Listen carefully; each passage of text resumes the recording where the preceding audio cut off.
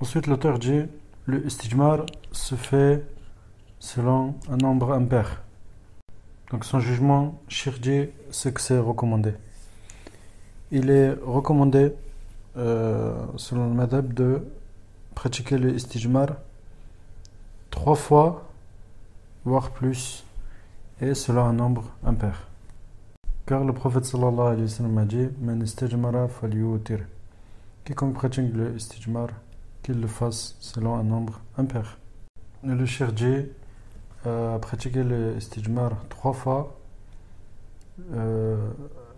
comme c'est le minimum chez les Hanabila, n'est pas obligatoire chez la majorité des gens de science. Ce qui compte, c'est que l'endroit soit purifié. Donc à partir du moment où c'est purifié avec un seul essuyage, ceci est valide pour eux. C'est le minimum. Ce qui compte, c'est la purification de l'endroit. Tandis que les Hanabila voient qu'il faut au minimum essuyer 3 fois. Même si au bout de la première c'est purifié, il faut faire 3 fois. 3 fois minimum. Ensuite, ils pratiquent le istinja. Il est recommandé de réunir entre le istijmar et le istinja. Et si quelqu'un, après avoir été aux toilettes, se contentait de pratiquer uniquement le istijmar, ceci est valide. Ça veut dire quoi? Ça veut dire que cette personne peut faire l'odo et faire la prière. Le minimum, c'est le istijmar et non le istinja. Mais faire le istijmar et le istinja, c'est la manière la plus complète et la plus pure, et la plus propre. Mais si quelqu'un se contentait de faire le istijmar uniquement, ceci est valide. Car le prophète sallallahu alayhi wa sallam a dit إِذَا ذَهَبَ أَحَدُكُمْ إِلَى الْغَائِطِ فَلْيَذْهَبْ مَعَهُ بِثَلَاثَةِ أَحْجَارٍ. Le prophète sallallahu alayhi wa sallam, d'après la traduction, dit ici quand l'un d'entre vous part pour faire ses besoins, qu'il prenne avec lui 3 pierres. Qu'il prenne avec lui 3 pierres. فَإِنَّهَا تُجْزِئُ عَنْهُ. Car ceci est suffisant pour lui. Comme c'est rapporté par l'imam Abu Daoud. Et pour qu'on puisse pratiquer le istijmar uniquement, il y a 3 conditions. La première, il faut que ce soit minimum 3 et plus. Deuxième condition, il faut que l'endroit, c'est-à-dire l'orifice, soit purifié. Car s'il reste encore des traces d'impureté, ceci n'est pas valide. Troisième condition, il ne faut pas que ceci dépasse l'endroit habituel. Par exemple, si quelqu'un a de l'urine qui sort et qui touche, par exemple, sa cuisse, il n'est pas possible ici, selon le madhab, de essuyer avec un papier toilette ou avec une pierre ou une feuille, c'est-à-dire pratiquer le istijmar. Pourquoi? Parce que l'impureté a dépassé ici l'endroit habituel. Donc ici, il faut à ce moment-là laver avec de l'eau. Et la dernière condition que le cheikh rajoute, c'est qu'il faut que la chose avec laquelle on se suit soit une chose qui est licite. Comme par exemple le papier toilette, le papier pierre, papier chiffon, feuilles d'arbre, etc. Donc tout ce qui est pur, il est permis de se purifier avec. Il y a une exception, les fuqaha disent, c'est l'os et le crottin d'animal.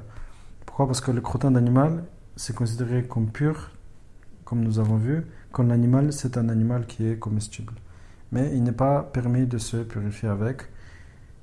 Tout comme les os, par exemple, quand il reste des os d'une nourriture, il n'est pas permis de se purifier avec, de pratiquer le istijmar, car le prophète sallallahu alayhi wa sallam nous a informé que c'est la nourriture des djinns.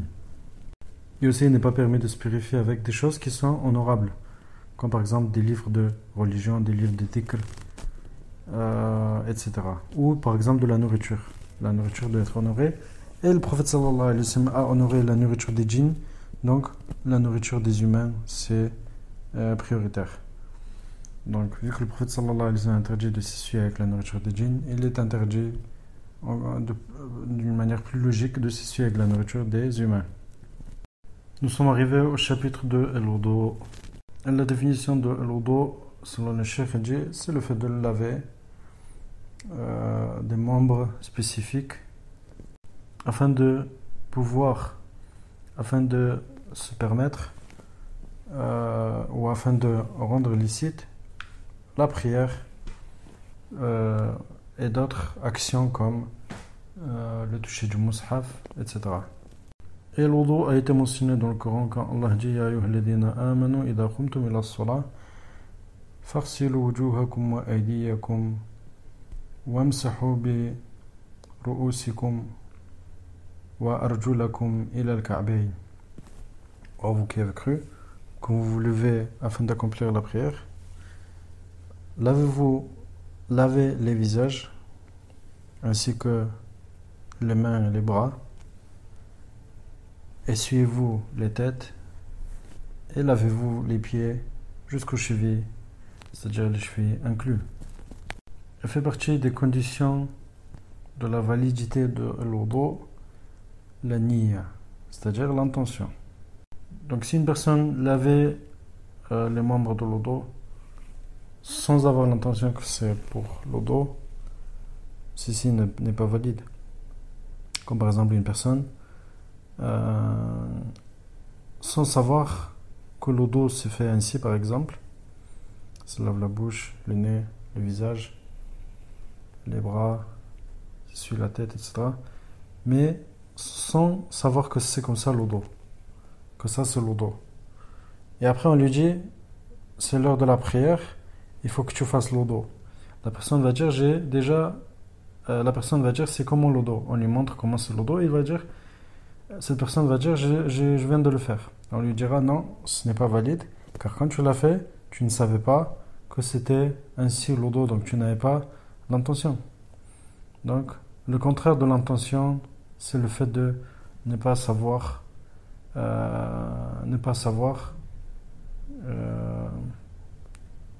contraire de l'intention, c'est ce principe de ne pas savoir que ça va se passer comme ça. Comme par exemple quelqu'un qui ne savait pas que le lendemain c'est Ramadan et dort. Donc cette personne n'a pas de savoir. Et ainsi, et après, cette personne va se lever, elle n'aura pas mangé, etc. On ne pourra pas dire que cette personne pourra jeûner, car cette personne ne savait pas que le lendemain c'était Ramadan, donc elle n'a pas mis l'intention. Pourquoi l'intention c'est une condition? Car le prophète sallallahu alayhi wa sallam a dit Innamal a'malu binniyat ou binniyya. D'après la traduction, les actes ne valent que par les intentions. C'est-à-dire les actes sont valides, les actes religieux sont valides, c'est-à-dire acceptés chez Allah, ils sont valides que avec l'intention. Ensuite, la deuxième chose à faire quand on est en train de faire l'wudu, c'est le fait de dire Bismillah. Le cheikh dit les gens de science ont divergé. Quel est le jugement de at-tasmiya, c'est-à-dire le fait de dire Bismillah avant de faire l'wudu? Certains disent que c'est recommandé, d'autres disent que c'est obligatoire, et certains disent que c'est un pilier. Et le hadith où le prophète sallallahu alayhi wa sallam a dit La wudu'a liman lam yadhkur isma Allahi alayhi. Ce hadith n'a pas été attribué au prophète sallallahu alayhi wa sallam, dans le sens où ce hadith n'a pas été authentifié. Donc là, le cheikh ne l'a pas mentionné, mais le madhab, si on veut savoir c'est quoi le jugement du madhab, ils disent que at-tasmiya c'est obligatoire, ça fait partie c'est wajib, mais ce n'est pas un pilier. Dans le sens où si une personne a oublié de de dire Bismillah, il n'y a pas de problème, son wudu est valide.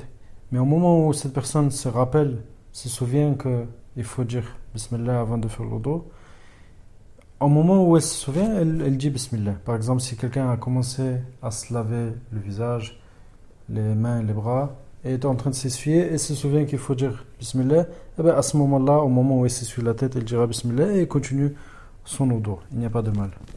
Ça, c'est l'avis du madhab. Comme c'est mentionné dans l'explication de Zad al-Mustaqni'.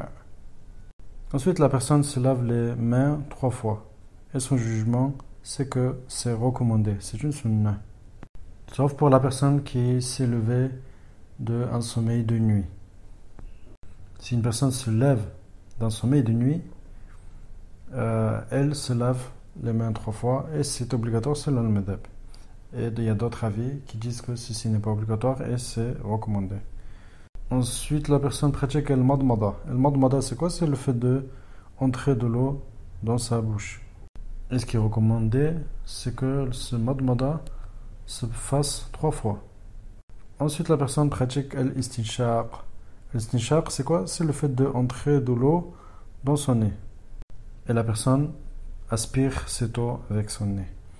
Donc, ce qui est possible de faire, c'est de faire cela 3 fois la bouche, ensuite 3 fois le nez, ou 3 fois la bouche et le nez avec une seule aspiration.